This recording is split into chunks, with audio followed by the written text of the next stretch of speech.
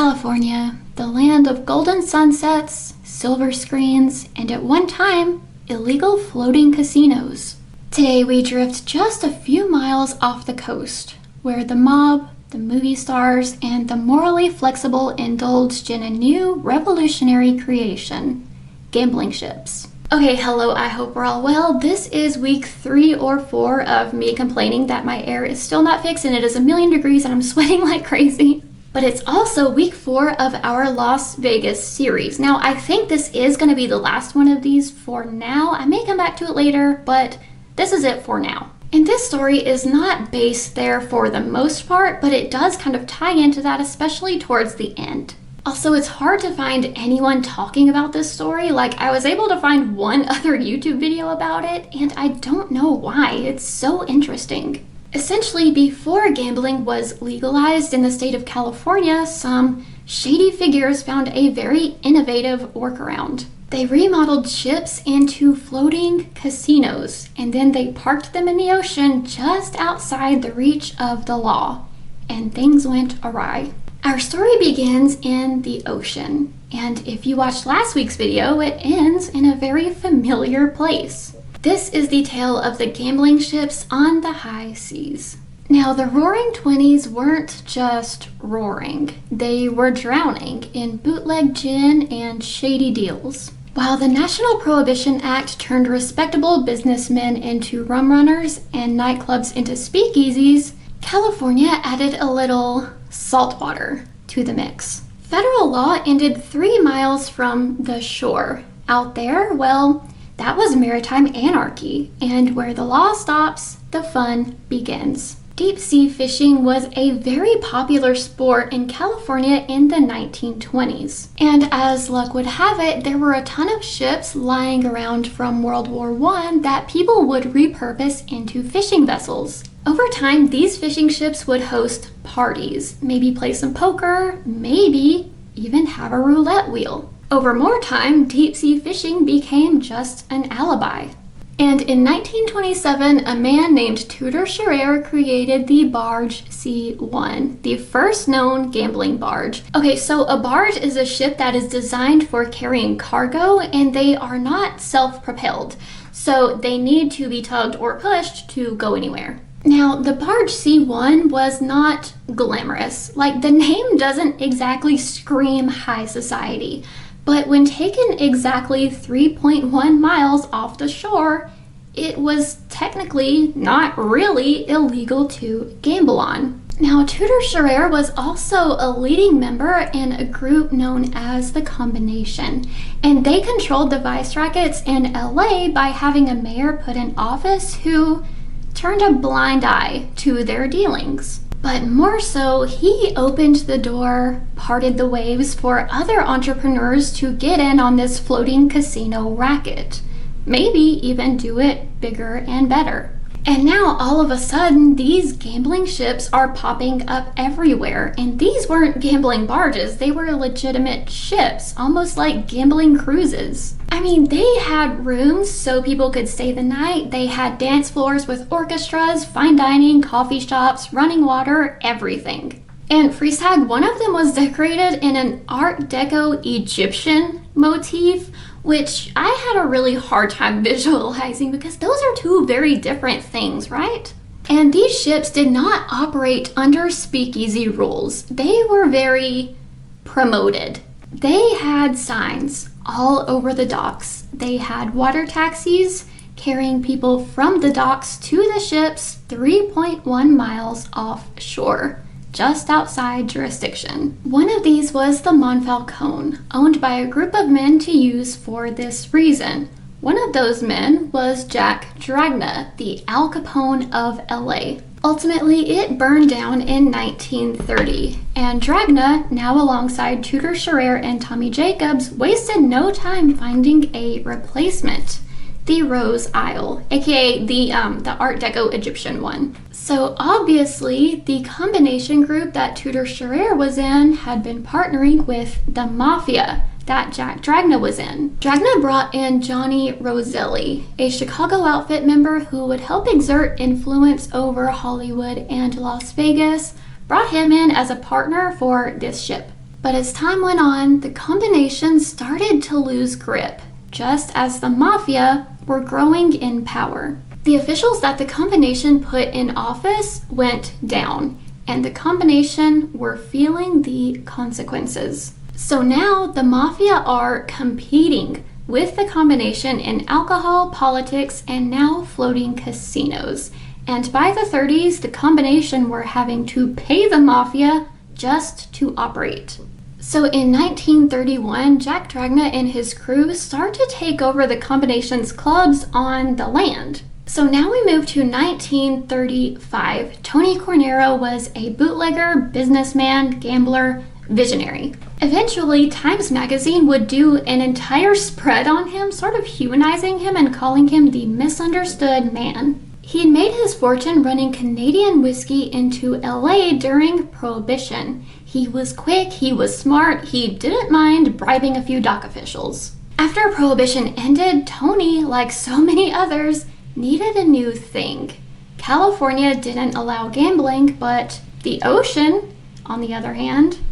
So in 1935, Tony enters the industry with his ship, the Tango. He started marketing the ship, sending out mailers offering free meals during the Great Depression. People could come, let loose, maybe spend some money while they were there, all while dealing with the occasional aquatic raid by the feds. But then he supposedly had it out with the other manager and he lost his stake in the Tango. And in 1936-37, a familiar face arrives on the scene. Ben Bugsy Siegel had come to LA to build a mob presence on the West Coast, like we talked about in his video. Now that bootlegging was over, he reportedly invested in Tony's new ship, the Rex, which opened in 1938. And he apparently had a business relationship with Jack Dragna. And the Rex was beautiful. It had its own neon sign, very Vegas-esque. Tony had spent $200,000 in back then money to convert it into a casino. It had 150 slot machines, a 250-foot bar now that Prohibition was over, a dance floor, and so much more. He promoted it with skywriting, which is a bold move when the feds are breathing down your neck. And they really had it out for Tony, and they would often target the water taxis that he used to bring people back and forth to the ship. But the Rex apparently made a daily profit of about $12,000, which doesn't sound like a whole lot, but today that's like $230,000 every day. And who showed up to play? Everyone. Movie stars, politicians, gangsters, secret FBI agents. Tony had a photographic memory and remembered everyone's names, making everyone feel important. And with someone like Ben Siegel, the celebrity mobster, floating around, he probably had quite a few connections to bring in some high rollers. This was a place where stars could lose their money, sometimes their reputations, without the Hollywood press sniffing around. But for all of the luxury and opulence aboard the Rex, there were also some shady things going on, of course. Reportedly, police would find, quote, more than one body washed ashore with a bullet hole in the head, end quote. And we talked in the last video about what happens when people cheat at mob-owned casinos, so it's probably safe to say that it's happening here too. And honestly, the feds had it out for these ships for good reason. Over the years, there were multiple cases of murder, arson, armed robbery, abduction, general mob stuff. One officer was even paralyzed. It was not all glitz and glam and good times. Meanwhile, around this same time, 1938-39, Tudor Scherer and the combination group have pretty much been muscled out of LA and out of the water. So they moved to Las Vegas where gambling was legal, and they were celebrated, unlike in LA where they were the bad guys. And they went on to build up the casinos in Las Vegas. They ran the Pioneer, the Frontier, the Golden Nugget, that was their big one, and more. But in terms of our floating casinos back in LA, well, things can never go well for too long. Mayor Frank Shaw, who had turned a blind eye to these vice rackets, had left office in the same year, 1938. And the new mayor, Fletcher Bowron, was not as agreeable. The state of California, outraged by the gambling, the murders, and more importantly, the tax evasion, decided to strike back, and they came armed. In 1939, Buron Fitz is the district attorney, and he really had it out for these gambling ships. So when a ship would dock for any reason, he would send out axe squads, exactly what it sounds like, men with axes, to go and bust up their gambling equipment. Everything culminated on August 1st, 1939. Attorney General Earl Warren ordered 7 ships from the Department of Fish and Game and had anywhere between 250 to 350 officers aboard the ships. Now, this is the guy that had called Tony a symbol of the underworld. He did not like him at all. He sent his ships to Gambling Row, where 4 of the gambling ships were sitting. The last of those was the Rex. The first few ships surrendered fairly quickly, though the Coast Guard was really angry because they were throwing slot machines still full of money into the ocean and messing with navigation, but Tony was not about to give up the Rex. It would later be called the Battle of Santa Monica Bay. Tony's 600 passengers were evacuated and he barricaded his ship, shouting into a microphone, "Try to use force and we'll use it too." And when officers tried to board the ship, he turned 2 high-powered fire hoses on them and sent them tumbling hilariously into the ocean. What followed was a 10-day standoff. Tony would taunt the officers with his megaphone, reminding them that he was in international waters. He would even throw bottles of scotch down at the officers on the government boats. He was a showman after all, and he turned this whole thing into a media circus. The boats circled Tony for over a week until he finally gave up, saying that he needed a haircut and the one thing he didn't have on board was a barber.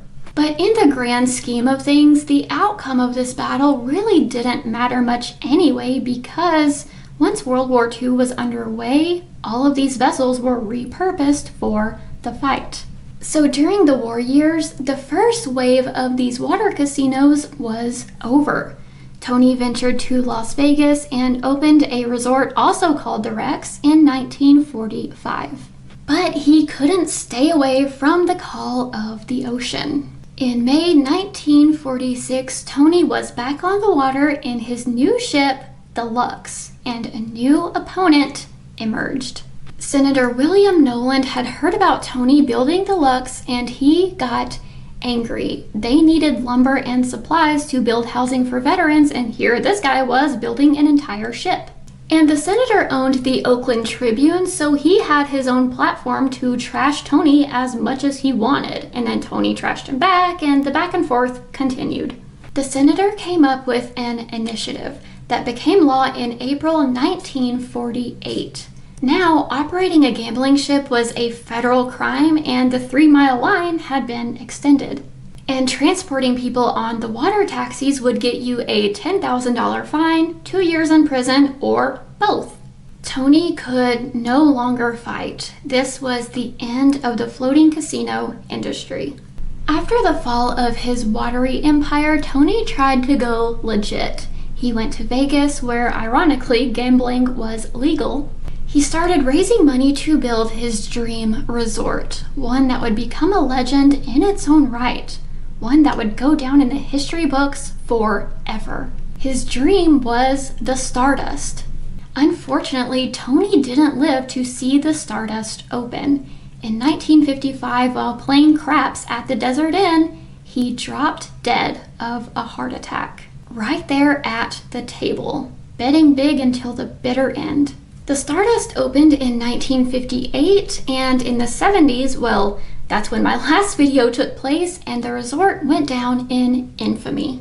Today, the waters are calm. You would never know the history or the slot machines that rest just under the surface. Tony Cornero, Tudor Scherer, and others helped build the myth of the West Coast. They brought Las Vegas to the water before Las Vegas was barely even a thing. They say you can't fight the tide, but for a while they did. And when the tide turned, they turned with it. But stories like this never sink. They just slip quietly out to sea. And that is a wrap for today. I hope you liked my tale. Thank you for coming over. And as always, if you have any story ideas, please feel free to comment them so I can see what you want to see. And with that, I will see you next week. Toodaloo!